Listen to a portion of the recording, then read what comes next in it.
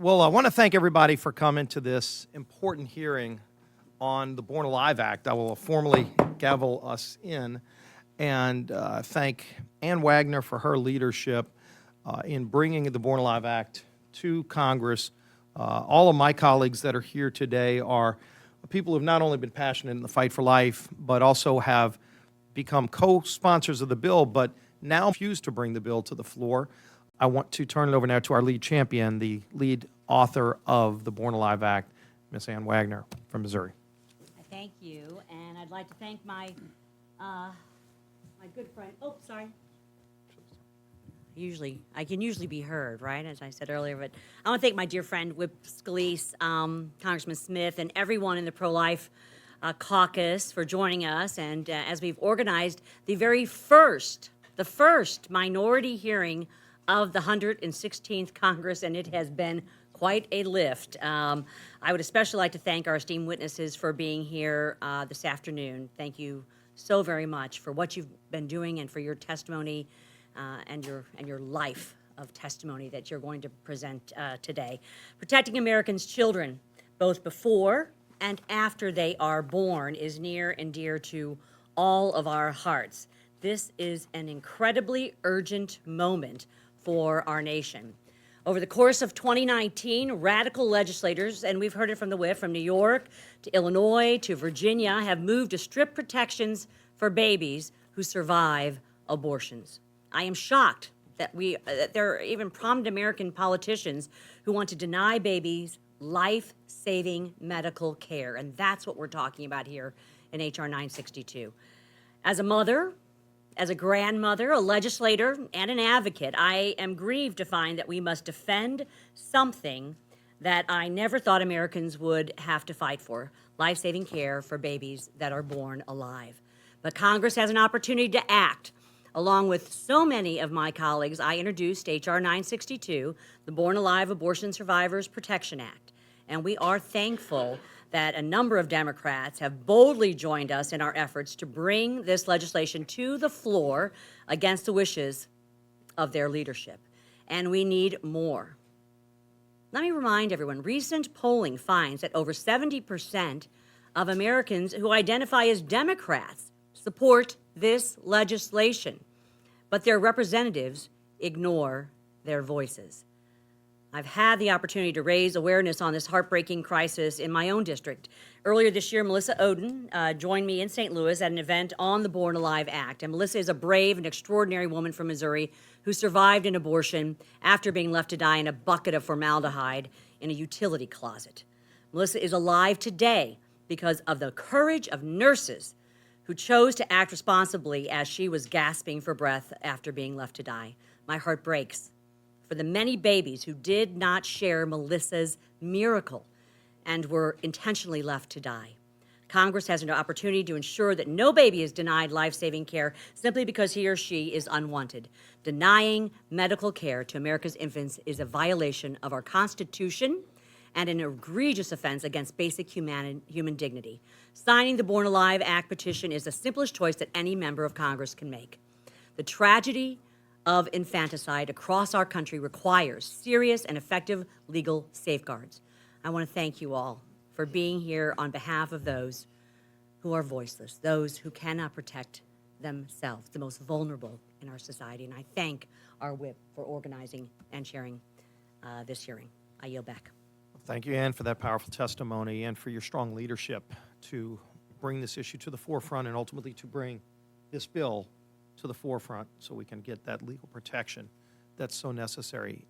Now, somebody who's dedicated his entire life in Congress to fighting for those who can't fight for themselves, and especially in his defense of the unborn, and that is the chair of the Pro-Life Caucus, Chris Smith from New Jersey. I want to thank our distinguished whip, Steve Scalise, for his leadership, Kevin McCarthy, and of course Ann Wagner, who's taken this tremendous leadership and leading all of us in this effort to try to enact this important legislation.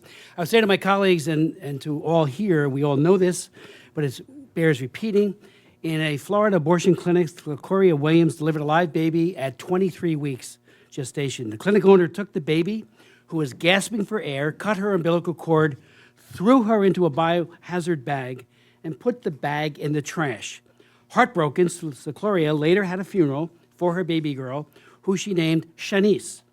In Secloria's home state of Florida, in just 1 year, 2017, 11 babies were born alive during abortions. Shockingly, only 6 states, Florida, Arizona, Michigan, Minnesota, Oklahoma, and Texas, currently require the reporting of children born alive who survive abortion. Why the cover-up? Dr. Willard Cates, the former head of the CDC Abortion Surveillance Unit, said it years ago. Live births are little known, this is his quote, because organized medicine, from fear of public clamor and legal action, treats them more as an embarrassment to be hushed up than a problem to be solved. It's like turning yourself into the IRS, he went on, for an audit. What is there to gain? The tendency is not to report because there are only negative incentives. Philadelphia abortionist Kermit Gosnell, one of the few who got caught, was convicted of murder for killing children who were born alive after attempted abortions. The grand jury described it this way. Gosnell had a simple solution for the unwanted babies he delivered. He killed them. He didn't call it that. He called it ensuring fetal demise. The way he ensured fetal demise was by sticking scissors into the back of the baby's head and cutting their spinal cord. He called that, quote, snipping. The Gosnell jury went on to say, grand jury, Gosnell, we are convinced, committed hundreds of acts of infanticide. He got away with them for decades because they all took place inside his clinic. We are disappointed that we can charge him only for the babies he let die in the past 2 years because of a statute of limitations on homicide in that state. Let me conclude. 2 bioethicists, Dr. Alberto Gilabini and Francesca Minerva, published an outrageous paper in the Journal of Medical Ethics justifying the deliberate, premeditated murder of newborn babies during the first hours, days, and even weeks after birth. And they said, and I quote, when circumstances occur after birth that would have justified abortion, what we call after-birth abortion, we're calling infanticide as well, should be permissible. They said it's because the child doesn't have aims, can't dream, can't articulate a vision. Therefore, they are denied personhood and denied any legal protections. Finally, the Born Alive Survivors Protection Act seeks to end or at least mitigate this egregious child abuse, requiring a standard of care to the same degree as professional skill, care, and diligence to preserve a child at that same gestational age. It also provides civil and criminal penalties and makes clear that no woman can ever be prosecuted. We are focusing on the abortionist. Yield back. Appreciate that testimony as well, Chris, and your longtime leadership on this role. I do have some of the statements from other leaders that couldn't be here but wanted their statements to be entered into the record. So without objection, I move that the Republican leader, Kevin McCarthy, statements, as well as our conference chair, Liz Cheney, and the ranking member of the House Judiciary Committee, Doug Collins, that all of their statements will be entered into the record. Without objection, so ordered. Now I will turn it over to Ann Wagner to chair the remainder of this committee, and again, thank all of our witnesses, especially thank my colleagues who are all here to express and show their support, who have signed on not only to the bill, but again, on the discharge petition, so we can get that 218 magical number to bring the bill to the floor. With that, our champion on this, Ann Wagner. Thank you. Today we have a panel of witnesses who, as medical experts and through prior close experience with the abortion industry, can, I think, educate us all on the need to protect vulnerable infants who survive abortions.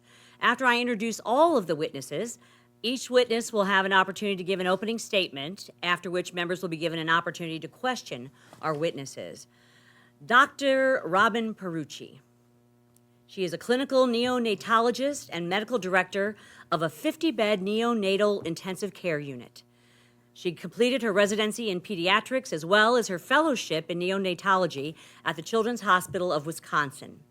Medical College of Wisconsin. Dr. Perucci remains active in perinatal palliative care as well as leading ongoing research and care of infants with neonatal abstinence syndrome. She has authored multiple publications and spoken around the country on perinatal and ethical issues. She also recently became an associate scholar with the Charlotte Lozier Institute, and she is a proud mom. Dr. Kathy Altman, there you are, is a board-certified OBGYN and a fellow of the American College of Obstetricians and Gynecologists. Dr. Altman performed first trimester suction D&C abortions and received special training in second trimester D&E. She served as the medical director for Planned Parenthood of Jacksonville, Florida from 1981 to 1983. Her experiences doing abortions led her to her pro-life position, and she subsequently testified before state and congressional bodies in state courts and assisted state attorneys and Justice Department in defending the partial birth abortion ban. She has participated in Clay County's We Care program, the Free Healing Hands Clinic in Jacksonville, and Mercy Ship's mission. Dr. Altman has received many accolades, and she is a mother of two and soon to be a new grandmama, I hear. Jill Stanek, where are you? Was a registered nurse in the labor and delivery department at Christ Hospital in Oak Lawn, Illinois, where she discovered that babies were being aborted alive to die, aborted alive to die without medical care. When hospital leaders said that they would not stop, Jill went public and has become a national figure in the effort to protect both born and preborn infants. Jill remained at the hospital fighting from the inside until she was terminated in 2001 for her public outspokenness. She's my kind of woman. Jill has testified 10 times before congressional committees and state legislatures. She is a mother of 3 and a grandmother to 12 grandsons, with 2 more, I believe, I hear, on the way. Thank you. Ms. Tessa Longbuns. She's a research associate with the Charlotte Lozier Institute Data Analytics Department. Tessa's research tracks U.S. abortion trends and the characteristics of abortions and abortion providers in the United States. She recently co-authored peer-reviewed research on abortion providers' use of hospital admitting privileges and has analyzed abortion statistics from 41 states and New York City. Each witness will now have an opportunity to give brief opening remarks. Your full opening statement will be made part of the record for this hearing and will be made available online. Once we conclude our witness testimony, members will have an opportunity to ask questions. Dr. Perucci, I now recognize you for 5 minutes.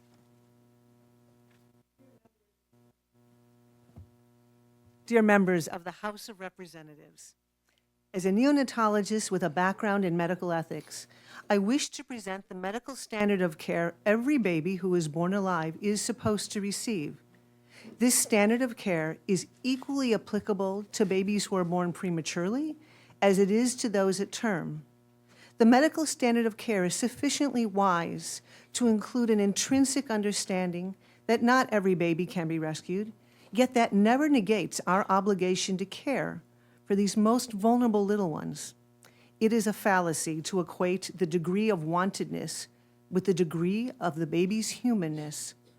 The baby, at every stage of development, is never anything other than a human being, complete with his or her own unique DNA blueprint, the guide to an entire lifetime of maturation.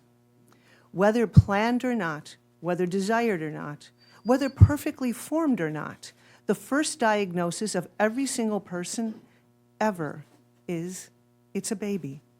And no additional diagnoses or problems can ever change this, which is exactly why every baby who is born alive at any gestational age should ethically receive the same medical standard of care. As a way to better explain why, regardless of a baby's birth circumstances, they should all receive the same standard, there's a series of responses to relevant questions. Number 1, what is the medical standard of care for tending to all newborns?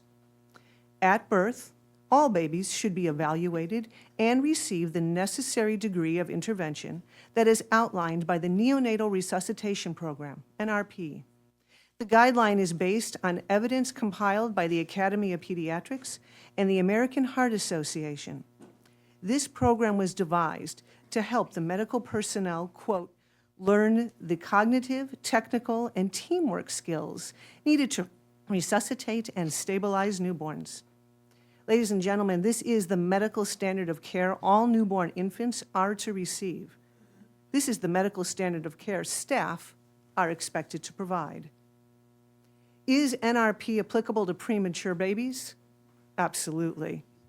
The current edge of viability is approximately 22 weeks, and while there is certainly no guarantee we will be successful, our overall ability to resuscitate these young lives continues to improve. Have I always held this view? No. My view was informed and changed by the medical, scientific reality of caring for premature babies for over 20 years. The medical truth has been a huge part of what changed my mind from being pro-abortion to finding it ethically problematic. Neither I nor the NICU team can always fix or heal the newborn little ones that we get to care for. But there is no such thing as a human being who is literally worth less than another. Even if there is a decision to not resuscitate due to severe prematurity or congenital abnormality, this is neither equivalent to do not care or an excuse to abandon either the baby or the mother. Care is the minimum I owe to both of them. Whether the baby is born prematurely or term, the people I meet are always worthy of this, without exception. In summary, being born alive qualifies all human babies to receive the same standard of medical care. I offer this testimony not as a way to degrade those whose hearts and minds have not yet learned what I have had the privilege to witness.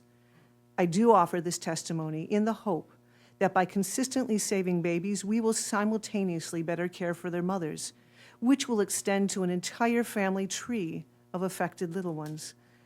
I have learned that babies save us if we will have the courage to consistently save them.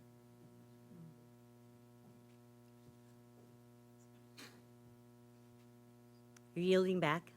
Wonderful. Yes. Everyone, take this example and yield back time, all right? I'd now like to recognize Dr. Altman for 5 minutes.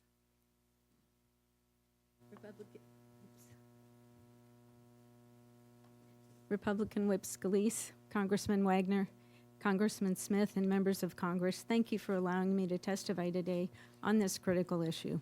Please speak up, Dr. Altman, if you turn your can. mic, yes. Is your mic on? Yeah, or move it closer to you, maybe. That'd be great. Thank you. Okay? Okay. Some say this law isn't necessary because late-term abortions are so rare, but according to the CDC, 1.3% of over 600,000 abortions performed in 2015 after 20 weeks equates to over 8,000 late-term abortions done. They say that late-term abortions are done only in the most difficult and tragic circumstances where mother's health is threatened or she's carrying a baby with severe fetal anomalies. Julie Wilkinson, an RN who assisted Dr. Warren Hearn for years with late-term abortions through 26 weeks, recently confided to me that the vast majority of the abortions he performed were done for convenience, not for fetal anomalies or maternal health problems.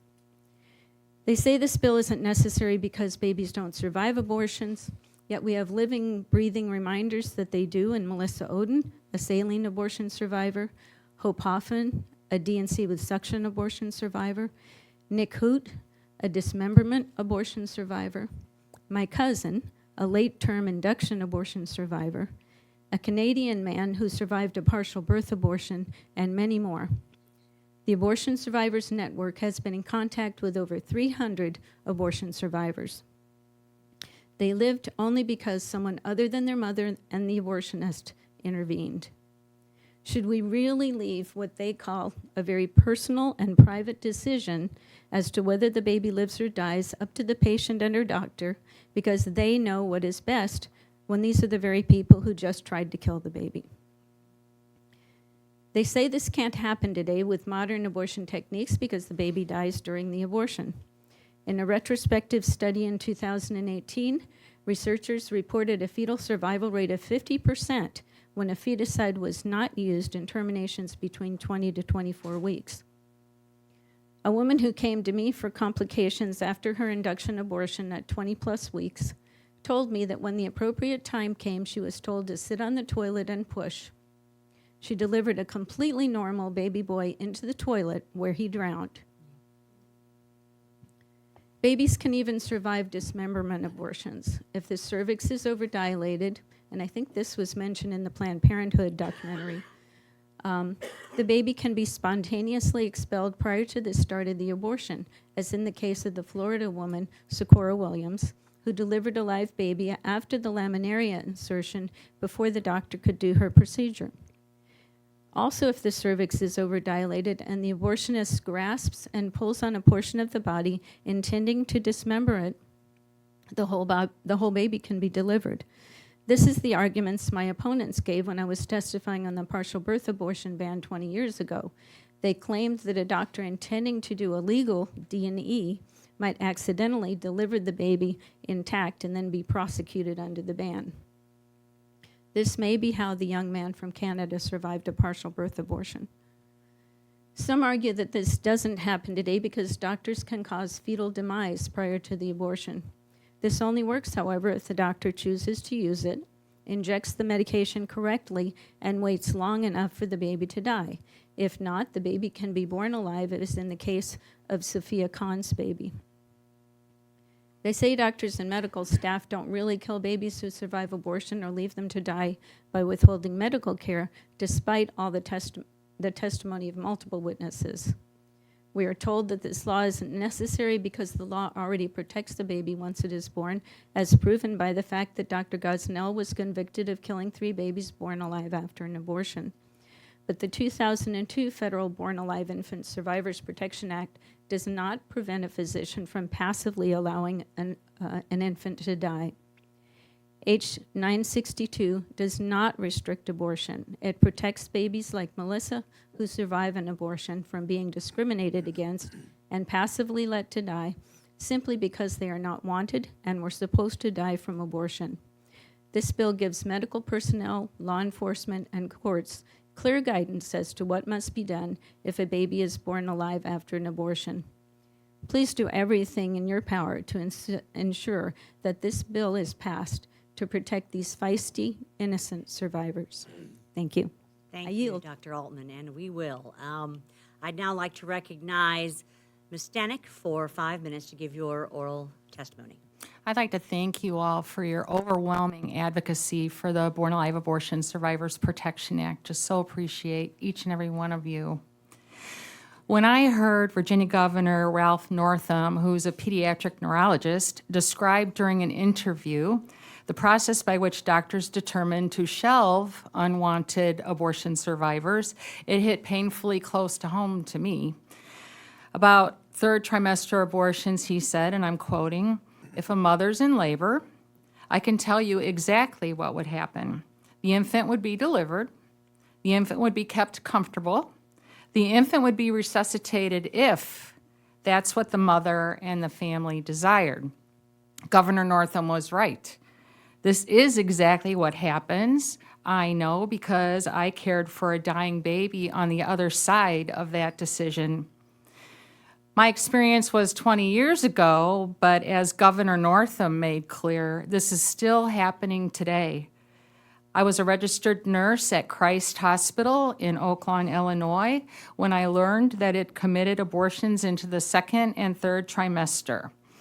The procedure, called induced labor abortion, sometimes resulted in babies being aborted alive, and if they were aborted alive, they were allowed to die without any medical care or intervention whatsoever.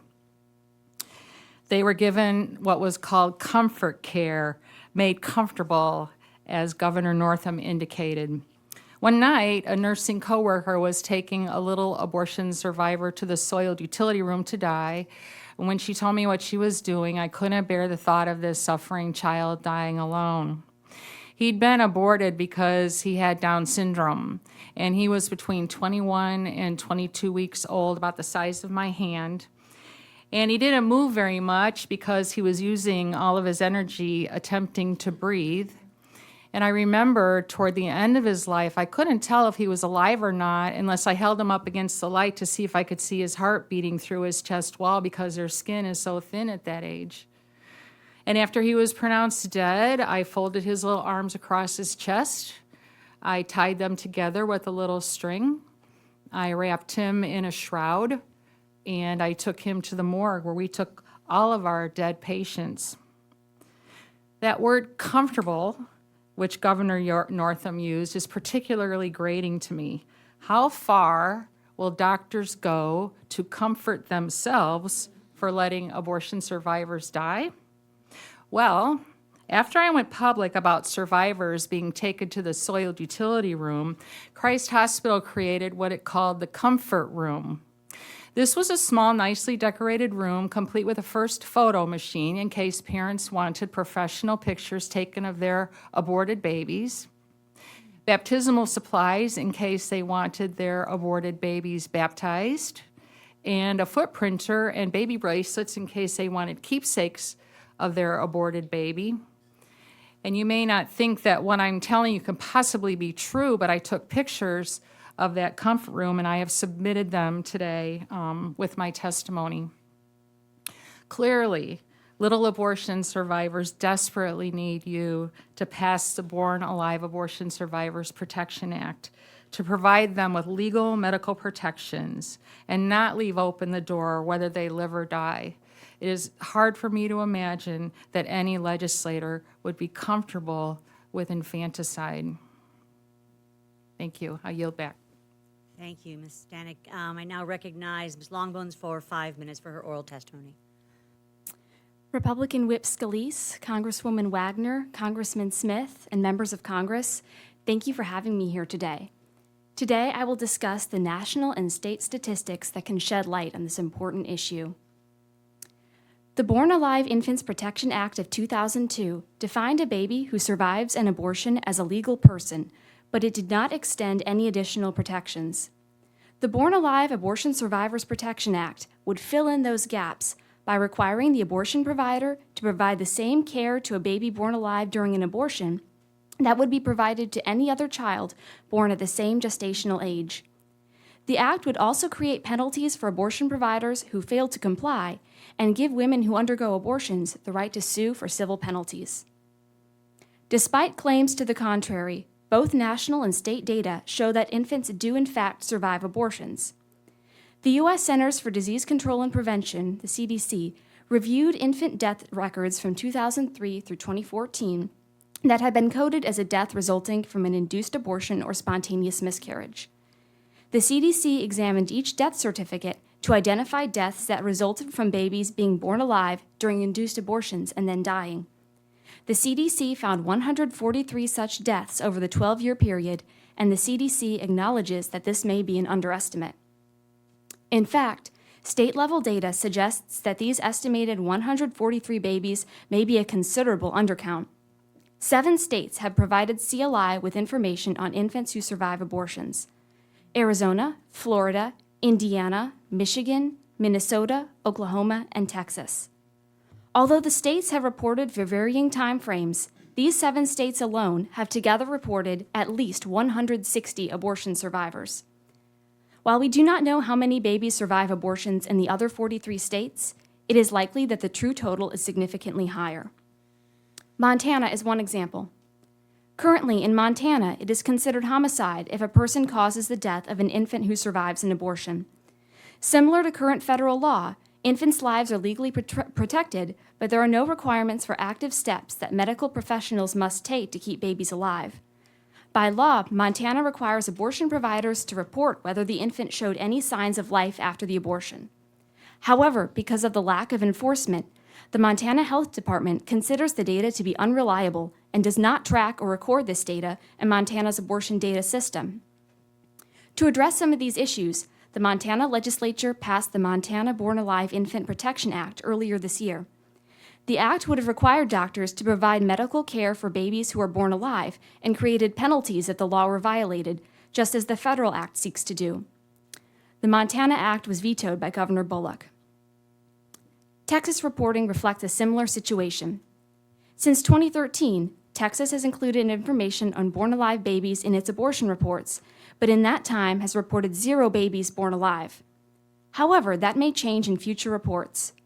This year, Texas enacted a new law strengthening its protections by establishing a physician-patient relationship between the doctor performing the abortion and any surviving infant.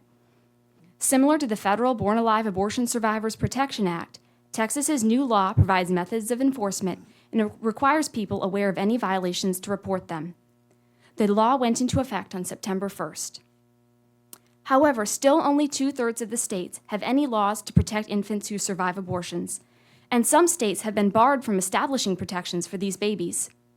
In 2019, 14 states considered legislation to create or strengthen protections for infants who survive abortions. In only 5 states, bills were passed by the legislature, and just 2 were signed into law, in Texas and in Arkansas, which now requires doctors to report born-alive babies to the Arkansas Department of Health. In 3 states, the protections were vetoed by the governor. These states were Montana, North Carolina, and Wisconsin. Even when states have strong protections for babies who survive abortions, they are unable to extend these protections to residents who obtain abortions in other states. 7 states in the District of Columbia have no restrictions on how late in pregnancy babies may be aborted, yet none of these jurisdictions have established legal protections for born-alive infants. New Mexico is one of these. In 2017, almost a quarter of New Mexico abortions were performed on women from other states, and it is likely that some of these women traveled from states with protections for born-alive babies, such as Arizona. A baby who survives a late-term abortion in New Mexico has just as much of a right to medical treatment as a baby who survives an abortion in Arizona. Enacting the Born Alive Abortion Survivors Protection Act would ensure that federal law protects those babies equally. Thank you. Thank you, Ms. Logmans, for your testimony, and I thank you all for your willingness to join us today and bring these stories to light. Unfortunately, abortion survivor Melissa Oden hoped to join us today but could not. And before we begin, I move to include her written testimony and birth record for the record. And also it will be made available online. And I will also submit abortion survivor Jennifer Callender's testimony and birth record for the record. Objection? All right, in. We'll now provide all members present with the opportunity to question our witnesses. We have a significant and wonderful outpouring and number of members who are present. So I ask, implore, beg my colleagues that are present to be conscious of the time they use and limit their questions to the 3 minutes. I now yield to the gentleman from Louisiana, Republican Whip Steve Scalise. I thank the chair, Chair Wagner. I will heed your request. Don't make me use this. Exactly. I really want to thank the 4 panelists. We have medical doctors, nurses.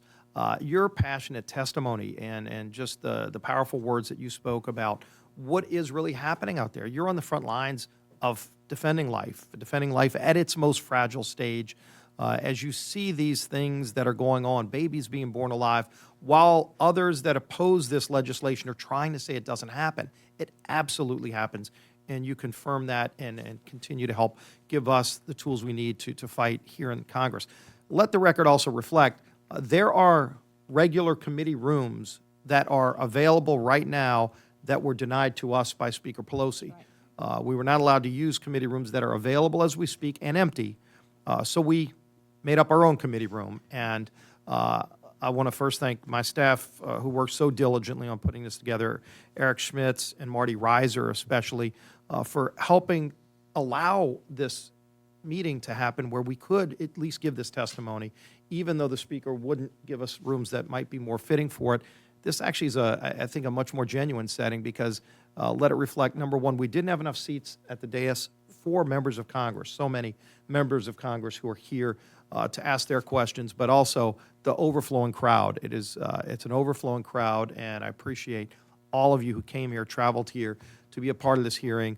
For all the questions I might have, I truly appreciated the presentations that were given, and out of respect to my colleagues, I want to give them an opportunity as well to speak out who have been so passionate at fighting for life and the Born Alive Act. And with that, I would yield back the balance of my time. Good job. 1:11 on the clock, Mr. Whip. Thank you. I will now yield myself 3 minutes, of which I will not use for questioning entirely here. I do want to bring up, and thank you, Ms. Longbones, for talking about the data and information. I want to point out that H.R. 962, our Born Alive Survivors Protection Act, does require that every state report data. Not only are there criminal aspects of this for those that kill an unwanted child, and civil remedies for the mother if she should choose that, and most of all, providing life-saving protection and medical services for an unwanted child that is born alive. But it requires that every state and jurisdiction keep data and research and records. Abortion survivor Melissa Oden from Kansas City has published her story in a book entitled You Carried Me, a daughter's memoir. Melissa could not be here today, but she did testify before the House Judiciary Committee in June as a minority witness, and she reminded all legislators that we have sworn under the Constitution to provide equal protection to all our constituents, which includes babies like Melissa, no matter the circumstances of their birth. Melissa has founded the Abortion Survivors Network with hundreds of other Americans who were provided the miracle that has denied so very many infants. And her testimony is online, along with others, for the record, along with her birth certificate. I thank you, ladies, for your bravery, for your courage, for your testimony and testament here today. We stand on your shoulders, each and every one of us. So with that, I will yield back the balance of my time, and I now yield to the gentleman from New Jersey, the chairman of our pro-life caucus, Congressman Chris Smith. Thank you very much, Madam Chair. I want to thank the 4 very powerful, articulate, accomplished women, compassionate, who have spoken today. I think your life stories, you know, Dr. Aldman, you were on the board of Planned Parenthood, and now you are with us. What a difference that makes, and I thank you for that. We all thank you for that. I have a question, but I hope we will all ask questions, and then maybe collectively you can take them and then answer them in the interest of time. But, you know, there's a cover-up. It's a profound cover-up. We've seen it with abortion over these many decades, 61 million dead babies, the equivalent of the number of children, men, women, and children living in Italy have been killed by abortion since '73. And yet we have this other issue where these born children are being killed with impunity. And then comfort and words of that kind used to cloak it into euphemisms. I mentioned the cover-up by the medical profession and Dr. Cates, his statement that it's just, you know, unless we step in, it's not going to happen, or state legislatures. But there's also a cover-up of the media. They have refused, and perhaps you might want to speak to it as you answer all of our questions, why the media has so completely, there were some journalists here today, but they have a story here of children. The human rights of children are being violated with death, and very little is being done except in Gosnell's case and a few others, but they're the outliers, not the rule. So if you could speak to that, especially Dr. Aldman, since you were on the side of Planned Parenthood, perhaps you could see, you know, how the media has missed this story by a mile and have engaged in cover-up. I yield back.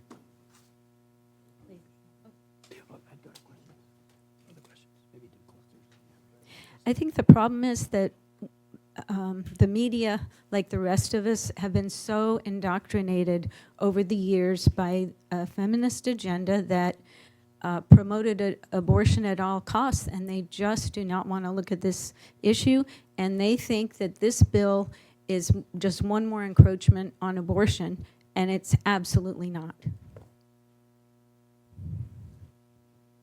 Great, thank you, and I appreciate the gentleman yielding back his time. We're going to do something a little unusual here before we go directly to members. I'm going to ask you all, starting with you, Mr. LaMalfa in California, to just introduce yourself and the district that you represent. That's all, and we'll move quickly around the table so that everybody knows that you were here. Please. Okay, thank you. Doug LaMalfa, 1st District of Northern California. Welcome, panelists. We appreciate you. Thank you. Vicki Hartzler from Missouri's 4th Congressional District.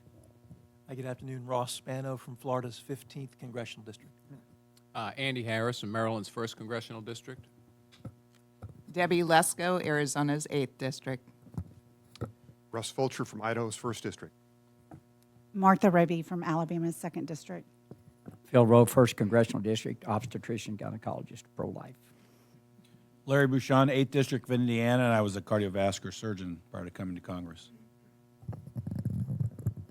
Robert Adderholt, Alabama's 4th Congressional District. Hi, I'm Jeff Fortenberry from Lincoln, Nebraska, which is the 1st Congressional District. Thank you for your courageous testimony. G.T. Thompson from the Pennsylvania 15th Congressional District. Jackie Walorski, Indiana 2nd District. Mike Burgess, Texas 26th District, which is just north of the DFW airport. Chris Collins, New York 27, that's the Buffalo area and the surrounding suburbs. Thank you for being here. Roger Marshall, the big 1st District of Kansas. Brad Winstrup, 2nd District, Ohio. Doug Lamborn, 5th District of Colorado, Colorado Springs, Colorado. Ralph Norman, South Carolina, 5th District. Brian Babin, 36th District of Texas, which is Houston over to Louisiana. And thank you so very, very much for your testimony. I'm Ron Estes from Wichita, Kansas, the Kansas 4th District. I'm John Joyce from Pennsylvania 13. I just wanted to make you aware there, by my count, are at least 6 healthcare providers here as well today supporting you and thanking you for being present today. Buddy Carter, the 1st Congressional District of Georgia. Carol Miller, the 3rd District of West Virginia. Michael Cloud, District 27 of Texas. Thank you for being here. I thank my colleagues, and I thank those that have submitted questions for the record and that are with us in spirit, but not necessarily here with us today. But this is an incredible outpouring. So, without further ado, the chair will now recognize the gentlelady from Indiana, Ms. Bularski, for 3 minutes. Thank you, Madam Chair. And again, ladies, thank you so much. I can assure you of one thing today, that I think that not only will they hear us in this room and the places outside of this room where this message travels, but I think America will hear us today. I think the people of America are with us today. And I think we'll look back at this day and we'll say what started there was a revolution and the nation did what was right for the sake of right. So I can't thank you enough for being here. You know, we're here to defend the sanctity of life, speak out against a radical anti-life agenda that would legalize infanticide. While I have long fought to defend the unborn, I can't believe that we're in this room today and that we're talking about defending the rights of the unborn has boiled down to a partisan issue in this place, the people's house, the people of America. And we're talking today about a partisan issue on saving aborted babies. It's not only common sense that provides medical providers providing the same level of care to any baby, no matter how they're born, is simply what is right. But I'll tell you what, I, for one, came here today to say loud and clear that it is time for Speaker Pelosi to stop blocking protections for born alive babies. It's time to allow a vote on this vital bill. Ms. Stanek, if this bill had been enacted, how would the story of the little baby you found dying in the soiled utility closet have ended differently? If the baby were a wanted baby, a team of 4 specialists would have been sent over from the NICU specifically to care for this little guy when he was born, assess him, and provide appropriate medical care. But because he wasn't wanted, the only people present at his delivery was a nurse coworker friend and an OBGYN resident.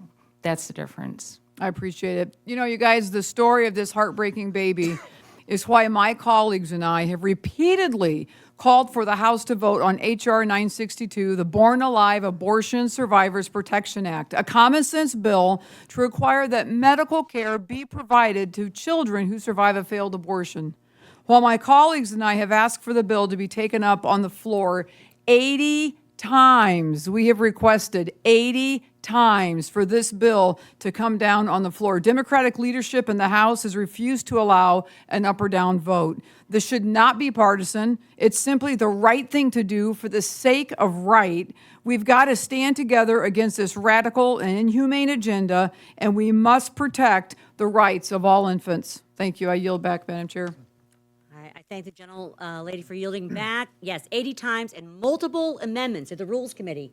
that have been not even made in order to be voted up and down on the House floor.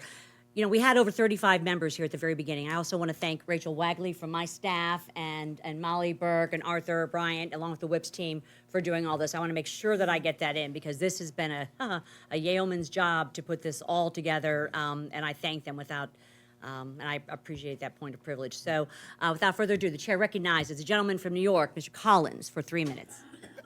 Thank you, and also want to just say thank you for all you've done, Jackie as well, and our whip and Chris Smith, in bringing this issue forward. As the only New Yorker here, I think I'd like to, or New York rep here, I'd like to point out that last year our Assembly and Senate passed, and our governor said he proudly signed into law what we now know as the Born Again Murder Bill in New York State. And to add insult to injury, they lit up the Empire State Building in pink to celebrate signing the Born Again Murder Bill. Now, I'm going to tell you something that is the absurdity in New York that you'll find hard to comprehend. 2 weeks later, they signed a bill that said it is unlawful to declaw your cat because that's inhumane. And they signed that into law in New York 2 weeks after signing the partial birth murder bill.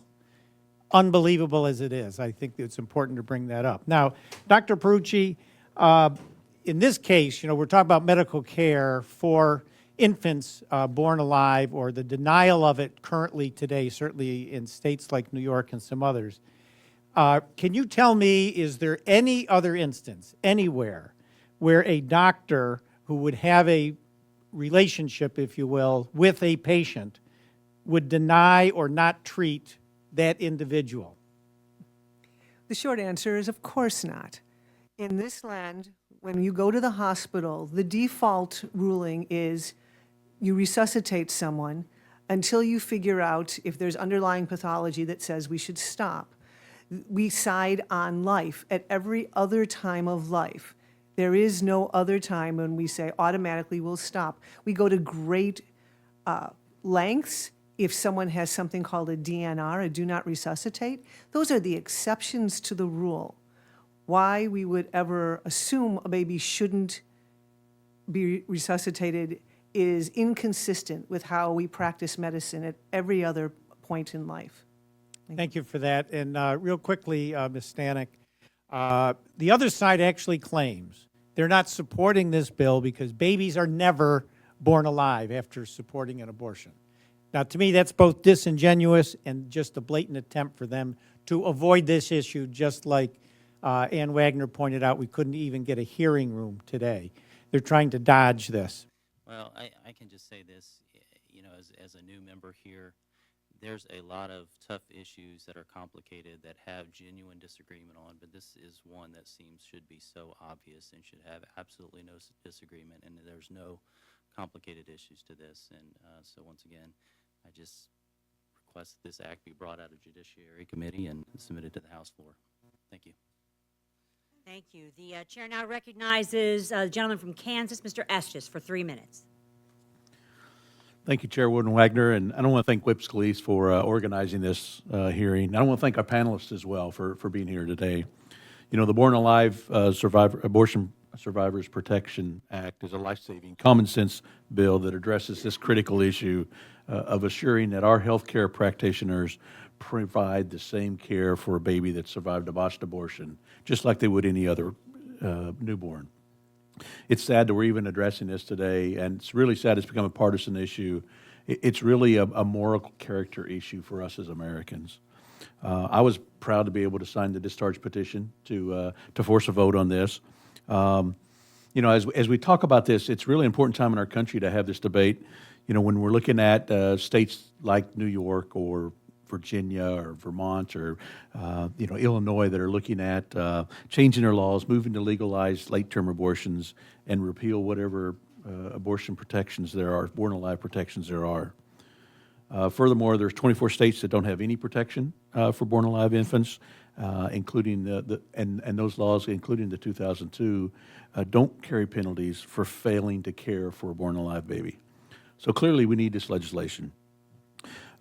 You know, with that, Ms. Longbonds, you know, in your testimony, You state that at least 160 born-alive babies have been reported by 7 states. So unfortunately, neither we nor the Centers for Disease Control know how much larger that real number is if we looked at all 50 states. And shouldn't all states report this information? And how do you think the reliable reporting of the frequency of these born-alive abortions will change the policy debate? Thank you, Congressman. So yes, we have numbers from 7 states, Arizona, Indiana, Florida, Michigan, Minnesota, Oklahoma, and Texas. So Arizona has reported 10 babies in 2017 alone. Indiana reported 27 babies between 2008 and 2018. Florida reported 23 babies between 2013 and 2019. Michigan reported 84 babies between 1997 and 2018. Minnesota reported 16 babies between 2015 and 2018. And Oklahoma suppresses the exact number, and Texas started reporting in 2013, but as I mentioned earlier, has reported 0 babies so far. Sometimes when we debate this policy, we hear claims that this is all hypothetical, that these babies don't really survive abortions, but we know that they do, and reliable, accurate reporting from the states shows that these babies are very real, these born-alive abortion survivors, and that they need to be protected. Thank you for your testimony, and thank you for the work that you all do. With that, I yield back. Thank you. Chair now recognizes the gentleman from Georgia, Mr. Carter, for 3 minutes. Thank you, Madam Chair, and thank all of you for being here, and thank you for what you are doing. This is certainly something that we are most grateful for, all of your efforts. Dr. Altman, I wanted to ask you, we know that H.R. 962 is needed to protect abortion survivors. And Deborah Edge, who was a former abortion clinic employee, wrote an op-ed about her experience and describing the doctor she worked with who was snipping the spines of babies delivered alive. Can you tell us more about her story? You know, I just can't tell you. I'm doing my best to keep my composure here, but just to hear this and just to try to imagine. And look, I'm a pharmacist. I'm a healthcare professional, and this is just. Can you just elaborate on this? I can't elaborate too much because I'm not as familiar with her story, but basically she worked in a clinic very similar to Gestational's, and that's what they did when the babies were born alive. They would go ahead and snip their spines. I think it's far more common to just let babies die, just move them to the soiled utility room. There was a question that was posed to a group of OBGYNs as to what do we do when a baby, is alive after an abortion? And the doctor that responded said, well, we just put them to the side and we take care of the mother and make sure everything's fine and that she's not bleeding. And by the time we finally get back around to looking at the baby, usually all vital signs are gone by then. Because if you leave these little tiny babies on a cold sink or in a cold basin with no oxygen and no protection, they're going to go down rapidly. The other thing I wanted to say earlier was something that this bill does that I don't know if you realize it or not. It protects people in the medical community, protects nurses, protects staffers, because they're not put in the position where they have to watch little babies die when they know it's wrong. And it gives them that protection to be able to, for the clinic managers to know that they're obligated by law to report. And I think that we don't really understand the impact that that's going to have on people. Well, again, I want to thank each of you for what you're doing. We just cannot express to you how much we appreciate you being here and in the fight that you're fighting. Thank you. Now yield back. The chair now recognizes a gentleman from Maryland, the co-chair of the Pro-Life Caucus, Mr. Harris, for 3 minutes.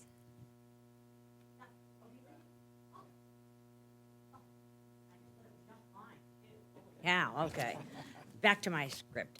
The chair now recognizes the gentleman from South Carolina, Mr. Norman, for 3 minutes. Thank each of you for being here. You know, I hope you realize what Congressman Wagner and Steve Scalise said. We could not even get a room. We're in the basement. We could not even get a room that's vacant. We're under the basement to even have a hearing. So I hope you that resonates with you. Dr. Altman, in reading your background, you served for Planned Parenthood in Jacksonville from 81 to 83. Dr. Peruski, you mentioned you used to be, I guess, pro-choice. What experiences changed your mind? Why did you flip? And just elaborate for everybody here. Well, I was extremely pro-choice, pro-abortion. I felt it was a woman's right, probably because I'd had an abortion, and I think that affected my opinion. But I think I even did abortions when I was pregnant. But after I delivered my baby, when I went back, the fact that the baby was unwanted was no longer enough justification for me to kill it. I think it was making that baby fetus connection. There was no single aha moment in that transformation, but it was actually particularly in caring for babies who weren't going to survive and watching their parents. They weren't grieving a blob of tissue. They were grieving a real person. And there have been a couple of circumstances over the years when the baby was clearly not going to live much longer and the parent couldn't be there. And I picked up that baby so that the baby wouldn't die without being the comfort of somebody's arms. Those were real people, and that absolutely had a huge impact. Well, thank you for joining the fight. All of us here are wanting to do I think Dr. Rowe mentioned, what can we do to help win this fight, because it is a fight. I yield back.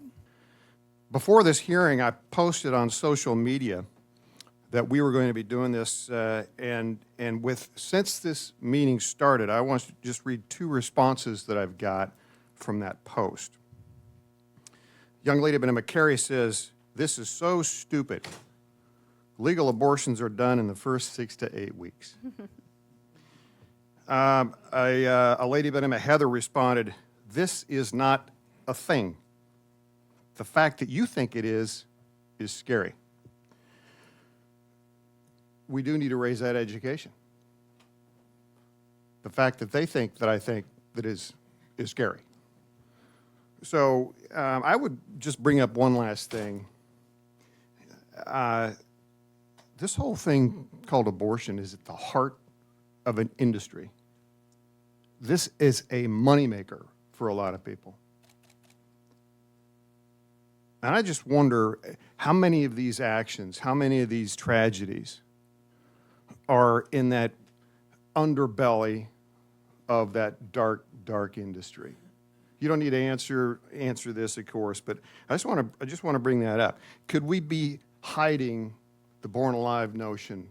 Could we be changing the reporting structure or ignoring certain reports because it's an industry that makes money for people? Again, I would open that up. We've got a few seconds left. If anyone would like to respond, I don't necessarily, I'm asking for that, but. If my mic will work. I think the problem is that the only people that are reporting on this kind of thing are the Christian type broadcasting networks who people expect to be pro-life, and we're not hearing this stuff from the regular media. And I think the regular media has to start reporting it, because otherwise people don't believe it. Thank you, Madam Chair. Chair now recognizes the gentlelady from West Virginia, Mrs. Miller, for 3 minutes. Thank you, Whip Scalise, Congresswoman Wagner, and Congressman Smith, and thank you to all of you for being here today. As a mother, I have been privileged to feel life quicken in my womb. As a grandmother, I know the joy that grandchildren and children bring to families' lives. It is shocking to me that my colleagues across the aisle would even think of denying babies who are born alive after an abortion the right to live. We must ensure that our most littlest and most vulnerable Americans receive protection. Dr. Perucci, Emmeline Aubrey Randolph was born at 29 weeks and weighed 2 pounds and 10 ounces. She was featured in a Time magazine article a few years ago to illustrate how amazing the advances in medical technology over the past 50 years have enabled us to save more premature babies. According to the article, in 1960, the survival rate for infants weighing less than 3.3 pounds was 28%. In 2010, that number rose to 78%. What are some of the scientific advancements that you have noticed that have made a difference in the survival rates for your young patients? There's 3 primary things that have dramatically changed, not just the survival, but surviving well. The first was surfactant, a medicine that can be given directly into the baby's lungs. There's 7 stages of embryologic lung development when babies are born very prematurely. They're in stage 4, 5, it's early. So the surfactant helps that when you re-expand the lungs, they don't literally tear apart.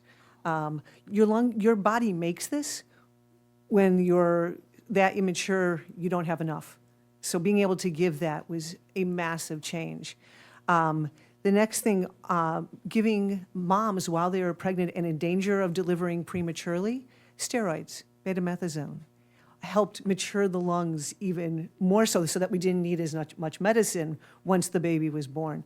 These things, once again, have greatly impacted how well the babies are surviving. One of the most recent things that has helped is I now look at the requirement of a ventilator as kind of a necessary evil. My goal is if they need it, get it on and then off. And I'm talking about babies the size of your hand, 6 to 12 hours of life, breathing on something called CPAP, just big prongs in their nose. Because when we step back and don't do as much mechanized opening and closing of those lungs, they don't scar as badly. And so the baby's able to continue to heal better on their own.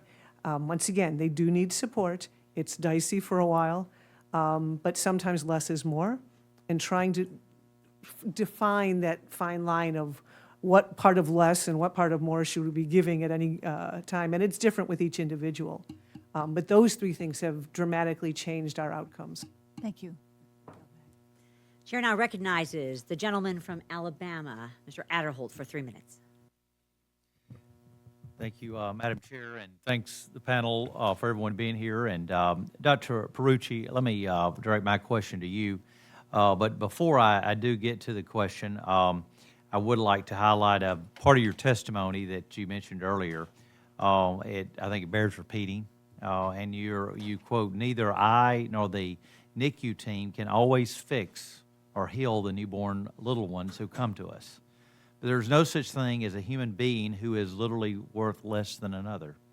Even if there is a decision to not resuscitate due to severe prematurity or continual abnormality, this is never equivalent to do not care or an excuse to abandon either the baby or the mother.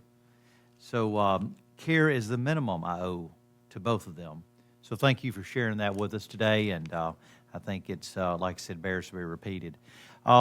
In your testimony, you state that your views in favor of abortion were changed by the medical, scientific reality of caring for premature babies for over 20 years. And let me just ask my question to you. When did those views actually start to change during those 20 years? They started to change, like say, early on as I watched parents were grieving or anxiously at the bedside over incredibly premature people. Like I say, it was never about someone who was a false human. They were real. And the other thing that is astonishing, at the edge of viability, they arrive with a personality. I love when there's twins because you can tell which one's been kicking the other one in utero, and which one is kind of a mellow soul. They arrive that way, and I'll often ask the parents, especially when I've got one that is feisty, and I'll look at them and say, okay, which one is responsible for that, and they're kind of point to each other. So that personality is jaw-dropping. So that was part of my evolution, watching the babies recognize their parents. They lift up their little eyebrows, even when their eyes are kind of still glued shut. They recognize the voices they've been hearing in utero is absolutely comes with the program of who we are. We're supposed to know our parents. So all of those things dramatically affected me, as well as early on I had multiple miscarriages. After miscarriage, we now do enjoy 3 children of our own, but I was mourning real people. It wasn't just the loss of tissue. Those were real people that I wasn't going to get to care for. One last thing before my time runs out. What would you want your fellow medical practitioners who are still not pro-life to consider?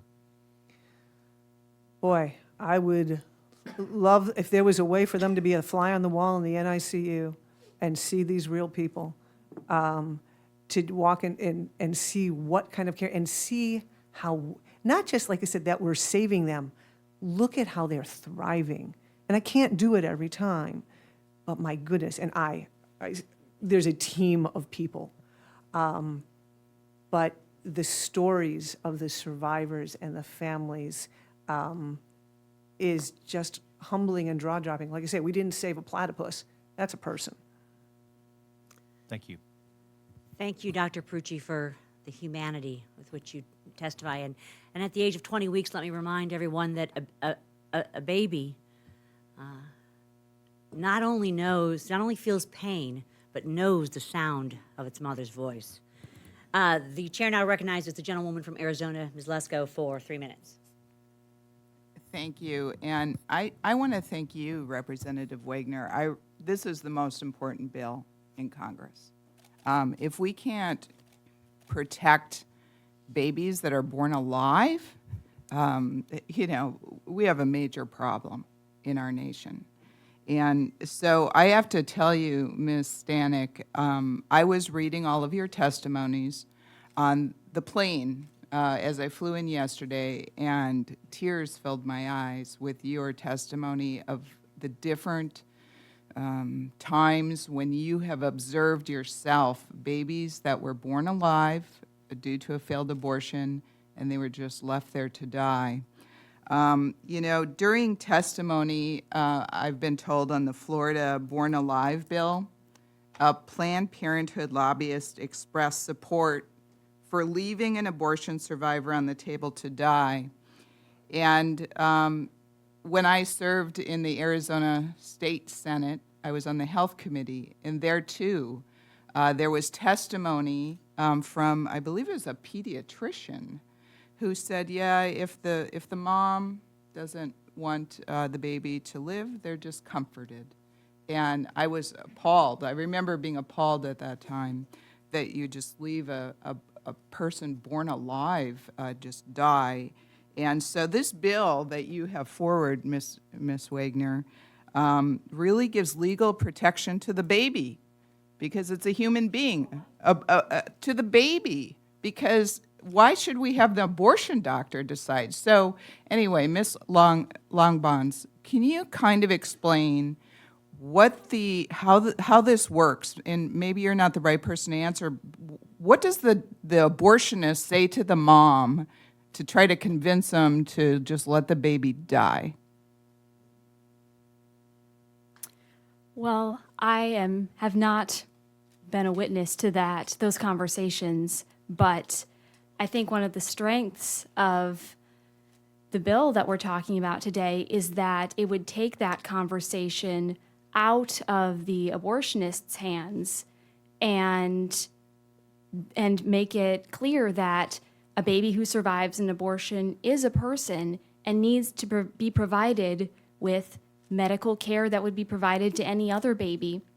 Like you said, we've heard from lobbyists for Planned Parenthood as Florida was considering their Born Alive bill, that this decision should be left between the physician and the woman. But we know it shouldn't be, because this is a baby, and the baby deserves the same care that the rest of us do. Yeah, and Dr. Altman, what happens? And is the mother told that the baby has a chance to survive if medical attention is given to the baby? I would dare say that most of the time the mother's not aware.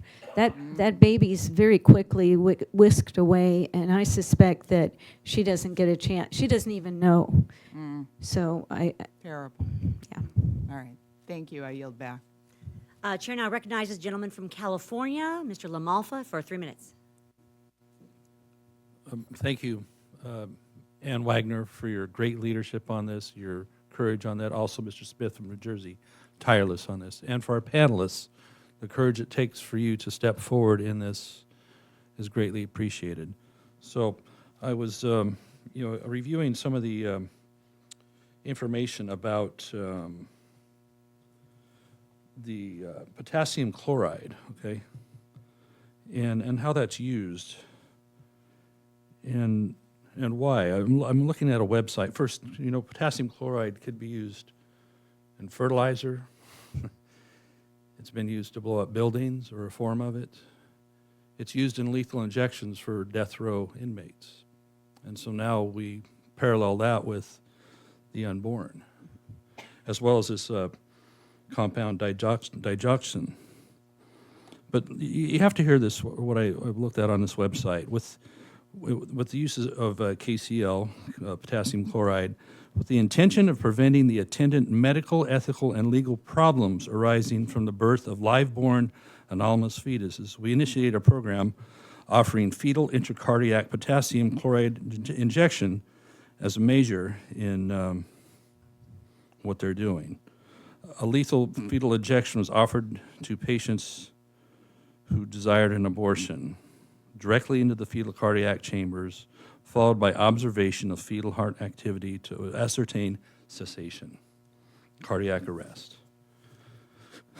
So as we contemplate terms like comfort care or the unbelievable words of Governor Northam of Virginia, and outside of the context of abortion, and this is for Dr. Perucci or anybody else who wants to jump in as well, babies are supposed to be evaluated objectively had they run the gauntlet and made this alive. And so by expert medical personnel, and I appreciate Ms. Lesko's comments and questions on that too. So can we ascertain, is this going to be by the Planned Parenthood personnel who have a profit motive here? Or is the bill going to be sufficiently delivering outside opinions or third opinions that are not by a profit person, if the mother, as was mentioned, even allowed to know? Dr. Perucci, please. Well, I like the comment that was made earlier, I believe by Dr. Altman, that said this empowers the nurses who are present at these deliveries, essentially, to do something, as opposed to, because now it's by law that, hey, this baby's alive. We need to do something. So we get more unbiased opinion on this instead of somebody with a profit motive. Correct. And because I work at the Regional Referral Center, we get calls to run what we call our transport unit. We go out to all the different places all over the unit. Wouldn't it be amazing if I got a call from a Planned Parenthood building, we have a baby born alive, please send your team. And this bill will provide that objective opportunity. Assuming anyone takes you up on it. Yep. Thank you. The gentleman from Kansas, Dr. Marshall, for 3 minutes. Thank you, Madam Chair. On my way over this afternoon, I had a moment or two to myself as I walked over here and I was contemplating today's hearing, and I got to reflect on my career a little bit as an obstetrician, my wife as a neonatal intensive care nurse. And a big part of my training was how to deal with complications of pregnancy, cord prolapse and placental abruption and shoulder dystocias and extreme prematurity. And I walk into this hearing, we talk about infanticide. And that's a term, it's too soft. This is the murder of newborn babies. Okay, let's make that clear. This is murder of newborn babies. Ms. Longbonds, are there other cultures that allow for the murder of newborn babies that allow this same process? Other countries? Well, we know that the U.S. is not alone in this. We're one of 7 countries that allows elective abortion after 20 weeks. And another of the 7, Canada, also has published statistics in the number of babies who are born alive during abortions. And in Canada, between 2013 and 2018, there were 766 babies who were born alive during late-term abortions. So we know we're not the only ones, and if it's happening there, it's surely happening here too. Thank you. I mean, my guess as an obstetrician is that this is happening thousands of times in this country. If I could share another story from my residency days, within the first month of being an OBGYN resident, setting up on labor and delivery and getting that page overhead. It was back before we had cell phones. The operator said, we need an OB resident stat to the ER. So run down 3 stories of stairs, through the building, clear to the other side, and walk into an ER bay. And there before me was a young lady, obviously in shock. She had no pulse. Her blood pressure was probably 40 over something, and basically she was lying in her own blood. And you walk into the room, I know I've got seconds, maybe a minute to get the placenta out of her. I know that she was pregnant, it's about all I know. I need to get that placenta out to stop the bleeding. And I look beside us, and I said, what's going on here? Can someone tell me, so as I'm trying to remove the placenta, what I'm getting ready to get into? And I look beside us, and in the next room, there's another baby, probably 27 weeks along, and its arm is just hanging there. And the baby otherwise is doing well, it's in pain, and they said, well, this is a failed abortion. They reached up and grabbed this arm, pulled it through the cervix, dislocated the arm, and they said, oh my gosh, this baby is further along than we thought it would be. And we were able to save the mom's life. But what I want to talk to, I think this is Dr. Perucci's question, is guesstimating baby's gestational age over 20 weeks. Really, if a woman walks into my office, she's over 20 weeks, I've never met her before, I slap an ultrasound on her, I can be off 3 to 4 weeks very easily. Would you agree with that and edify us a bit? Oh, absolutely. There's actually been studies to say that my eyes, we're really not very good at going to a delivery and guesstimating what is the age of that baby. I will tell parents, if you want me there, I will do everything I can. To ask me to come there and just kind of peruse, do I think we can do this? No. In fact, there's really good literature that says the degree of liveliness of the baby before I attempt to resuscitation tells you if the baby will survive. That's not true. If I get the lungs opened up and the heart going, the baby gets a lot more lively. So our eyesight is really quite limited. You're exactly right. And there's literature that supports that. I thank you, and I yield back. Thank you. The chair now recognizes the gentleman from Ohio, Dr. Wenstrup, for 3 minutes. Thank you all very much. I'd like to share a couple of positives if I can while we're here. I'm an Army Reserve doctor, and recently Lieutenant General Nadja West, MD, retired from the military as the Surgeon General of the Army. And she's the first African-American woman to reach Lieutenant General. And at a retirement ceremony, she explained to people that she was the 12th of 12 adopted children and how she went from being an unintended consequence to where she is today. My wife and I adopted a daughter last year, and I can't imagine this girl not having a chance at life. And fortunately, neither could her birth mother. But another story that leads to a question is, I'll tell you the story. When Michelle Blair was pregnant, her unborn baby was diagnosed with spina bifida myelomeningocele, a condition which the spinal cord doesn't form properly, as you know. It can be life-threatening and cause paralysis. Cincinnati Children's Hospital Medical Center performed an in utero corrective procedure that worked. And the baby was born 6 weeks later. And Michelle, the mother, reported her baby is developmentally right on track. And the New York Times described a similar situation as operating on the patient within the patient. And I think, Dr. Ferrucci, you would agree with that as I see you nodding. My question to you is, what sort of medical issues have been corrected in the womb, besides spina bifida, that we can talk about today and point to the fact that this is a living human being? Spina bifida is probably the most successful. There are also a condition called twin-to-twin transfusion, where there are variations of laser surgery that are done to help separate there can be too much blood flow, one twin donating too much to the other. So I know that technology is advanced. I am not as coherent on all of the different kinds of surgery that are happening and where they are in their trajectory from animal models being moved to human, but certainly people, especially I love the anesthesia literature that recognizes, yep, that's a person, and they need anesthesia, and we need to pay attention to how the baby's doing. You're operating on two people at the same time. Pointing out that they're pain capable, right? Yeah. Thank you. I yield back. I thank the gentleman for yielding back, and the chair does want to inform members that they may not have noticed it just yet, but votes just have been called. Now we know this is first vote, so we've got a little bit of time. Can I ask members to please limit, because I've got like maybe 5 or 6 left, their questions for just a minute or so, a little more, so that we can try and get everybody in, and we'll also have the network stay and as long as possible.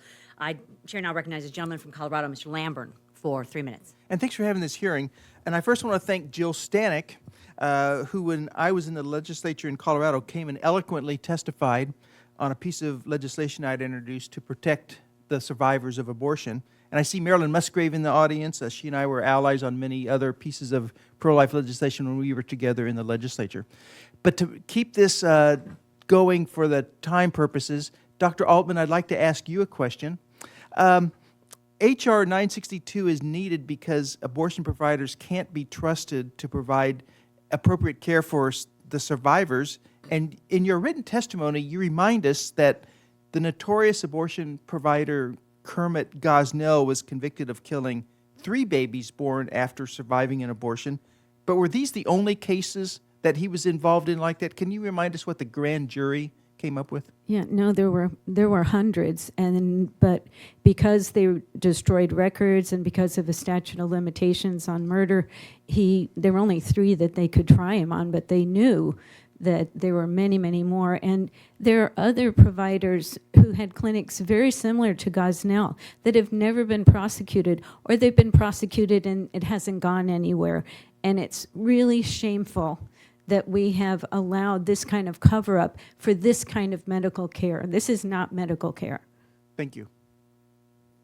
Thank you. The chair now recognizes the gentleman from Florida, Mr. Spano, for just a brief minute. Thank you. Thank you, Madam Chair. Thank you all again for being here. I'll echo what's been said previously. I think what we do, what we say, what we tolerate, what we prioritize, what we permit says a great deal about who we are as a people. It says a lot about who we are as a nation, as a civilization.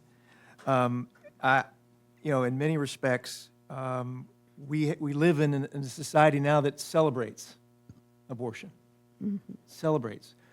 I think that a day will come, I hope it's not in the too distant future, but where we will look back collectively in horror at what we have permitted to happen on our watch. I have a question for Ms. Stanek.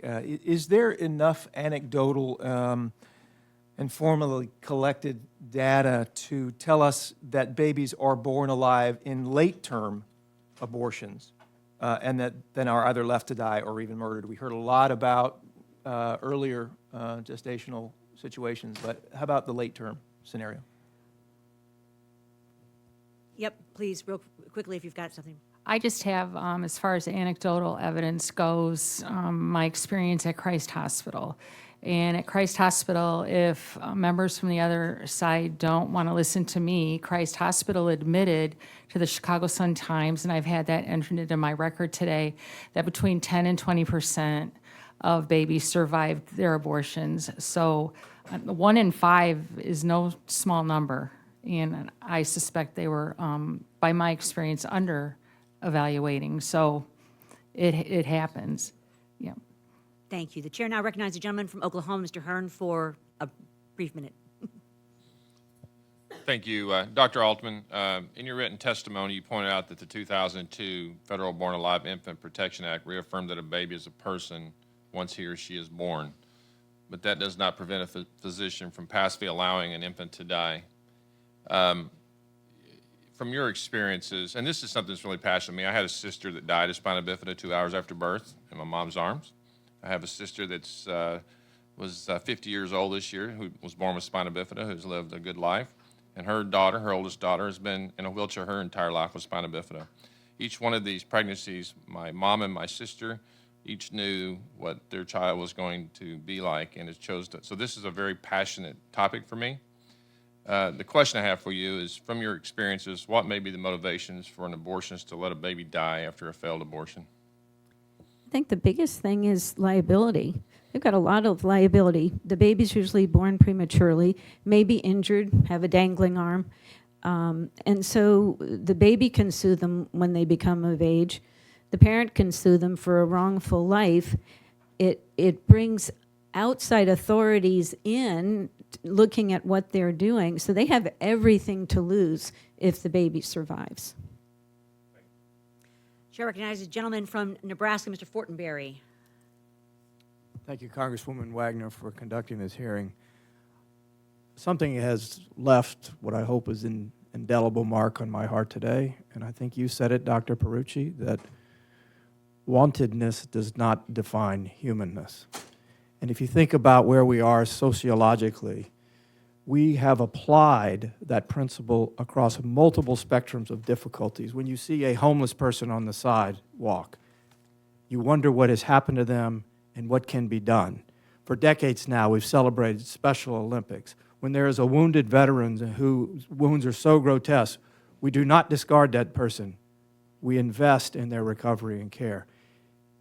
Wantedness does not define humanness.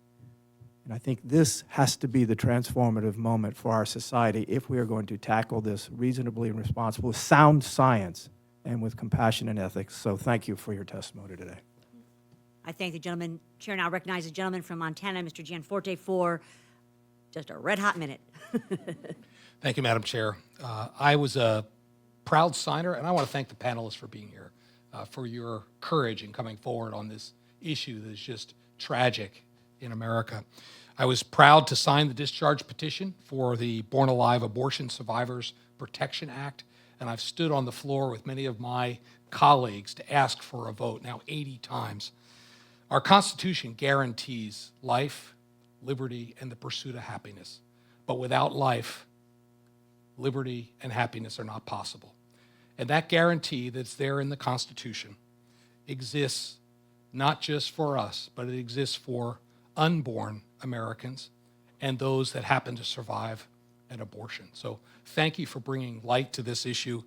Dr. Perucci, we've heard today that this bill would require the same care is provided to a born alive after an abortion that would be provided to any other born at the same gestational period. Can you give some quick examples of what standard care looks like for children born prematurely? The quick answer is, it is, depending on the age that they are born, there is always someone to assess what their needs are. And it's an individual tailored, but the similarity between everyone is equipped with an neonatal resuscitation program. You are given that as a baseline to be able to, quote, appropriately assess what are the needs and get either the right equipment, the right personnel, the right medical help to that baby. And all we're doing here is trying to make those same services available to the survivors of abortion. Yes. Thank you for your testimony. I yield back. Chair now recognizes the gentleman from Virginia, Mr. Riggleman, for just a second. Oh my goodness, it's over. No, thank you for being here. As you know, I'm from the Commonwealth of Virginia. I want to thank all of you all. We all have personal stories. But very quickly, we had a delegate introduce a bill, Kathy Tran, which I think you're aware of, where it would allow more abortions up until the moment of birth. We had an incredible delegate, Todd Gilbert, ask her all the way up until the moment of dilation, and she said yes. We also had a governor make a pretty bad statement when it comes to kids, actually horrific, about resuscitating them or making them comfortable until if they were to be resuscitated or not. It also seems like in Florida, and this is for Ms. Longbonds, and look, I'm a little quicker than other people, but this is such a dear subject to me, being from Virginia, but also what happened in my own family. It looked like a Planned Parenthood issued a statement after they had the same debate about allowing a baby to die on the table, that it would be a set of extremely unlikely and highly unusual medical circumstances where that baby would die.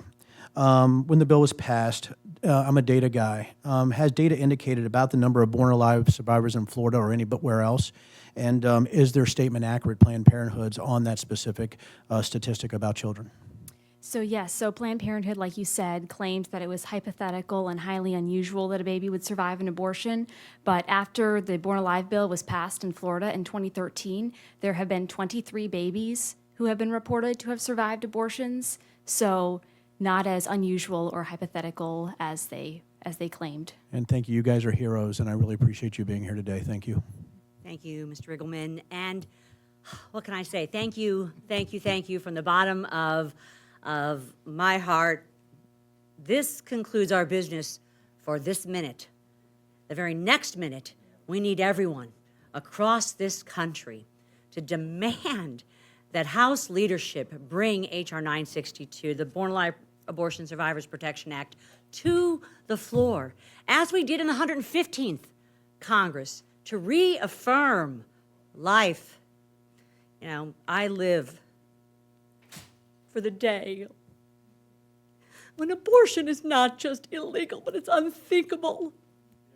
And what is happening to these babies that are born because they're not wanted is unconscionable in this country and anywhere. So I thank you from the bottom of my heart. We're adjourned.